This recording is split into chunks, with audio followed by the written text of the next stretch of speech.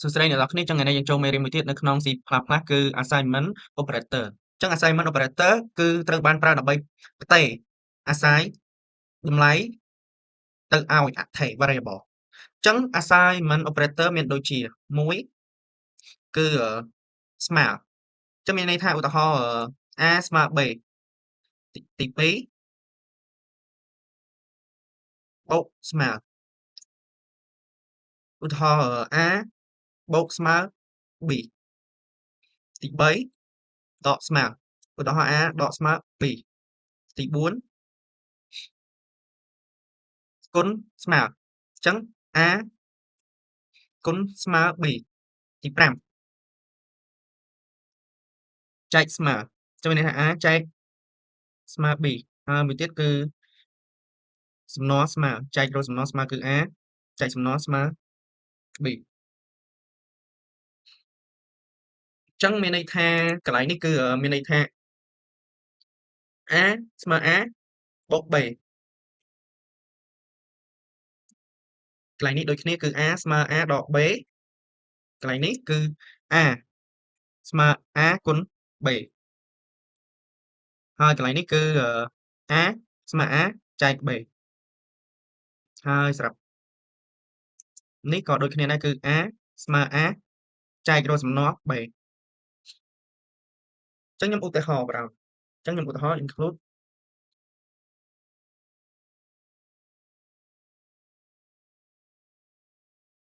using namespace std ក្បៀស determine return ចឹងដំបូងខ្ញុំចង់និយាយពីស្មើសញ្ញាស្មើអញ្ចឹងមានន័យថាឧទាហរណ៍ខ្ញុំ set មួយគឺ integer a ស្មើ100ហើយនឹង b ស្មើ100ដូចគ្នាអញ្ចឹង print cout cout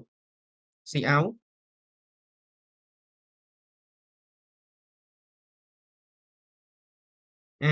ស្មើ b វិញចឹងខ្ញុំរានចឹង error ចឹងវាថា for វា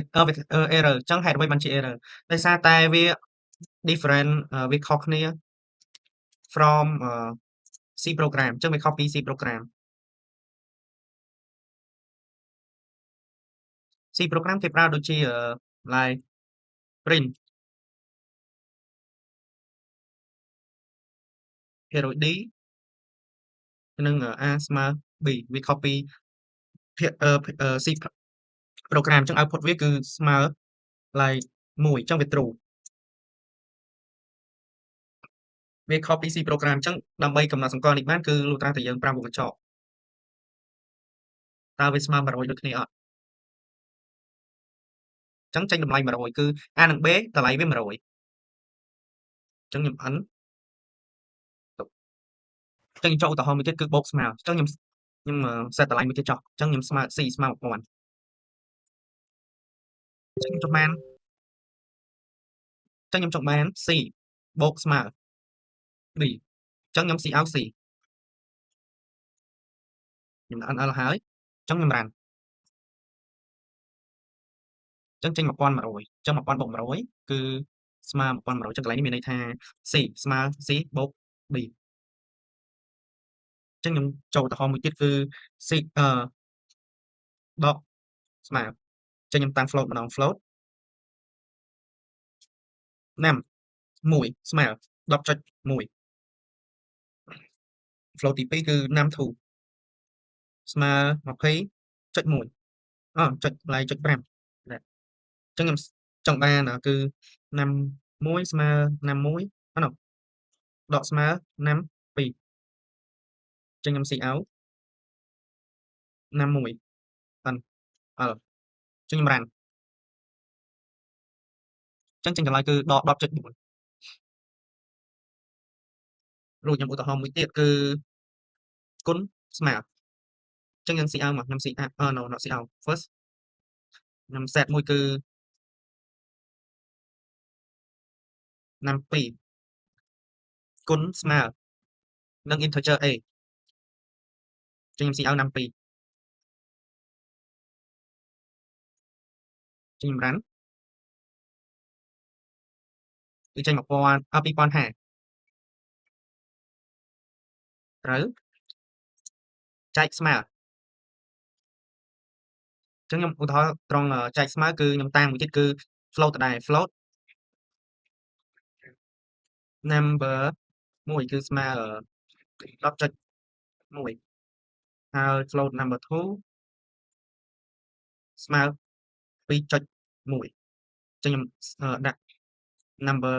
1ចែកស្មើ number 2អញ្ចឹងខ្ញុំ cout number 1ចេញចម្រាន់គឺបាន4.80952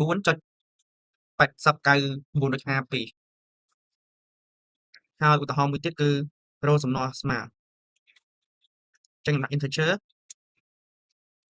n1 គឺស្មើ10integer មួយទៀតគឺ n2 ស្មើ3អញ្ចឹងខ្ញុំដាក់n1 សំណល់ស្មើ n2 អញ្ចឹងខ្ញុំ cout n1 អញ្ចឹងចម្រាន់ដាក់កន្លែងនេះ nl សិនចេញចម្រាន់គឺចេញកន្លែងនេះត្រូវ t not y អញ្